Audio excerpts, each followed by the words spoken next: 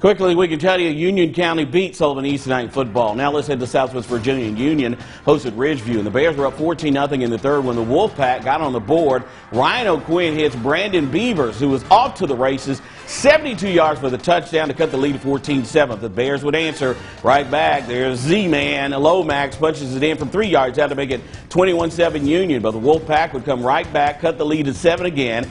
Cannon Hill goes in from 2 yards out to make it 21-14 Union in the fourth, but the Bears would answer that one as well. Lomax takes off again, this time 60 yards. He says, "Get me out of here, Percy," for the touchdown to make it 28-14 Union in the fourth. The Bears would hold on and win. Great game tonight. That final over Ridgeview, 28-21. Richlands, Tazewell, no score for that either. John Battle taking on Wise Central on the mountaintop. Tonight, Central and Battle. Warriors got on the board first. Tyson Tester takes the pitch and goes in from 6 yards out to make it 7-0 Central. Central wasn't finished, yes. This time the defense steps up.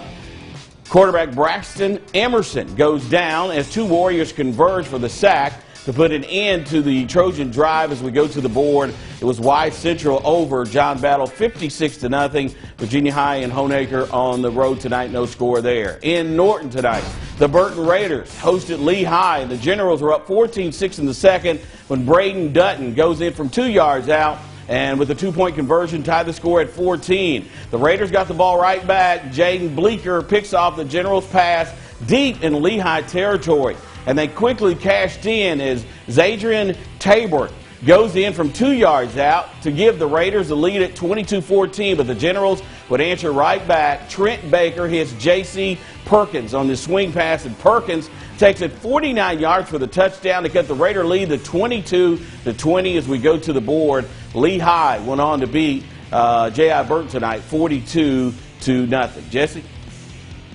Thanks, Kenny. Now we're going to head to Virginia, where the Holston Cavaliers took on the Patrick Henry Rebels. Despite the rain, the Cavaliers gripped the game with all their might. It passed off to Jordan Ezel, placing them in a lead at 6-0, but not to count them out just yet.